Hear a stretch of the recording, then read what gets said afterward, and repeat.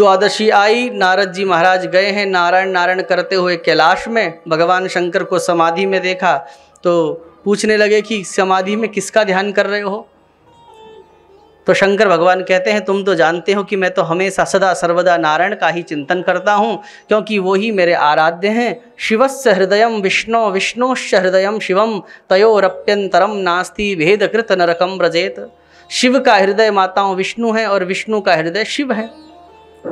तब नारद जी कहते हैं कि जिस नारायण का आप ध्यान कर रहे हो ना, वो नारायण तो इतना सा बन के यशोदा की गोद में खेल रहा है, जाकर दर्शन कर लो। भगवान शंकर को पता चला ओ मेरे नारायण आ गए। मन बनाया, कैलाश से नीचे उतरे हैं, सीधा पहुँचे हैं गोकुल में और सभी दर्शन कर रहे हैं। और भोले बाबा भी अपने दिव्य स्वरूप में, गले में नागों की माला, मुंडों की माला, कान में सांप बिच्छू लटक रहे हैं और पहुँच गए यशोदा के पास कि यशोदा अपने लाला का दर्शन कराए दे। और जैसे ही यशोदा ने बाबा को देखा, बाबा बस दूर ही रहे, दर्शन कराए दे, तू तो आगे भी मत आना, क्योंकि अगर मेरे लाला ने तेरे को देख लिया ना तो फिर बस हो गया कल्याण। मना कर दिया दर्शन के लिए। भगवान ने कहा बिना दर्शन के तो हम भी नहीं जाएंगे। यशोदा ने भी कह दिया दर्शन तो हम कराएंगे नहीं इस ऐसे स्वरूप में बच्चे को।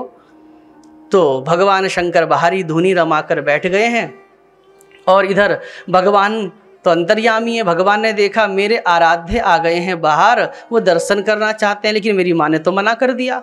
अब भोले बाबा तो बेचारे सीधे साधे समाधि लगा के बैठ गए। कन्हैया ने सोचा नौटंकी बास तो हम ही हैं, कुछ तो हमें ही करना पड़ेगा, ये तो कुछ करेंगे नहीं। इसलिए कन्हैया ने माँ की गोद में खूब एक तरफा रोना चालू कर दिया।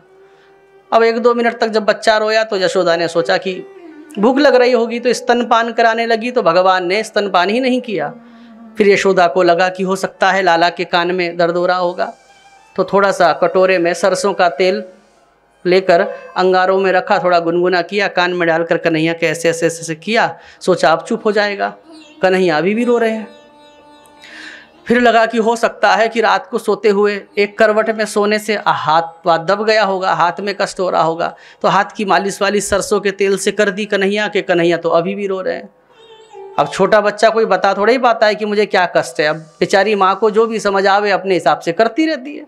सारे जतन कर लिए, लेकिन भगवान तो अभी भी चुप नहीं हुए। परीक्षित आधा घंटा हो गया। अब कल्पना कीजिए, बच्चा आधा घंटे तक रोता रहे, माँ के दिल में क्या गुजरेगी। और वो भी उसका बच्चा कि जिसने 60 साल की आयु में बच्चा जना हो। यशोदा के तो हाथ पांव फूल गए, बड़ी घबराई। अब यशोदा भी रोने लगी। सारे जतन करके देख लिए। और तभी एक सखी ने जब देखा कि यशोदा बड़ी कष्ट में है, रुदन में है, तो उसको ढांढस बताया, उसका उत्साह वर्धन किया। कहने लगी अरे यशोदा काहे को चिंता करती है, अभी हो जाएगा चुप। यशोदा ने कहा सब करके देख लिया, चुप नहीं हो रहा है। तब सखी ने कहा कि कोई बात नहीं, मैं समझ गई इसको क्या हुआ। अरे इतनी सारी गोपियां आई थी, नाची कूदी, धूम मचाई, सब तेरे लाला को टुकुर टुकुर टुकुर टुकुर करके देख रही थी। लग गई होगी किसी कलमुही गोपी की नज़र। इसलिए तू चिंता मत कर, ये नज़र के ही कारण रो रहा है, मुझे सारे टोटके आते हैं। अब ये सखी गई, इतनी सारी 100-150 ग्राम मिर्ची लेके आई, कन्हैया के ऊपर से घुमा के चूल्हे पे डाली। कन्हैया फिर भी चुप नहीं होते। तब दूसरी गोपी आई, बोले मेरा टोटका और अच्छा है। अब माताओं को सारे टोटके आते हैं।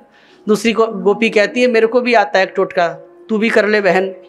अब इसने बत्ती जलाई, बत्ती जला के 7 बार घुमाया, फिर चप्पल से मार रही है उसे, ये पता नहीं। तीसरी आई, तीसरे ने भी अपना टोटका किया। हाँ, और सबने किया, लेकिन कन्हैया अभी भी रो रहे हैं। अब तो यशोदा मानो मूर्छित सी होने लगी। तभी सखी ने कहा कि अरे यशोदा, वो जो बाहर बाबा बैठा है ना, तूने उससे पूछा, झाड़ फूक जानता होगा कुछ? तो यशोदा कहने लगी कि नहीं, देख नहीं रही उसके गले में कितने बड़े बड़े नाग हैं, मैंने तो पहले ही मना कर दिया उसको दर्शन देने के लिए। सखी ने कहा अरे बहन, मरता क्या नहीं करता, अब कोई उपाय भी तो नहीं है, कोई ऑप्शन भी तो नहीं है, इसलिए जा उसी बाबा से जाके पूछ ले कि तेरे को कुछ झाड़ फूक आवेगा। अब यशोदा बेचारी भारी पाँव से, दबे पाँव से धीमे धीमे सहमी सी गई, भगवान शंकर के आगे जाकर खड़ी हो गई। और भगवान शंकर के नागों को, बिच्छुओं को, मुंडों की माला को, चिता की भस्म को देख के यशोदा भी कांप रही है। सोचने लगी जब मेरी ये हालत है तो इस लाला की क्या हो जाएगी। लेकिन फिर भी साहस करके यशोदा कहने लगी बाबा बाबा। भगवान शंकर तो चिंतन में समाधिस्थ हैं। बाबा जब कहा तो भगवान शंकर ने नेत्र खोले, सामने यशोदा को देखा, कहो। तब यशोदा ने कहा बाबा तुमको कछु झाड़ फूक आवे तो कछु देख लो। झाड़ फूक करो का। तब भगवान शंकर ने कहा मेरा तो काम ही यही है। ऐसा कहकर भगवान शंकर के हाथ में यशोदा ने कन्हैया को पकड़ा दिया है। और जैसे ही भगवान शिव के हाथ में कन्हैया आए हैं, भगवान शिव ने ऐसे कन्हैया का दर्शन किया, कन्हैया ने शिव का दर्शन किया। दो प्रेमियों के नेत्र टकराए हैं। ये दोनों एक दूसरे के साधन भी हैं, साध्य भी हैं, पूजक भी हैं, पुजारी भी हैं। और भगवान शंकर के तो नेत्र बंद होने लगे। इतना आनंद हुआ। भगवान टुकुर टुकुर भगवान शंकर को देख रहे हैं। भगवान शंकर के मुखमंडल को देखते ही कन्हैया खिल खिल खिल खिल खिल खिल करके जोर जोर से हंसने लगे। अब यशोदा तो हैरान हो गई, सोचने लगी राम राम, अभी तो इसके हाथ में ही पकड़ाया है मैंने लाला को, अभी तो इस बाबा ने अपने झोले से भभूत भी नाई निकाली और देखो कैसे हाथ में जाते ही खिल खिल खिल खिल करके हंसने लगा, जैसे कि अभी तक तो कुछ हुआ ही नहीं था। और यशोदा सोचने लगी भैया बाबा पक्को कमाल को तो है। और भगवान शंकर ने कहा ले अपना लाला, और भगवान शंकर जाने लगे। तब यशोदा कहती है कि अरे बाबा आपने तो झाड़ा भी नहीं लगाया, झाड़ा तो लगा दो। भगवान शंकर कहते हैं दुनिया को ये झाड़ा लगाता है, मैं इसको क्या झाड़ा लगाऊंगा।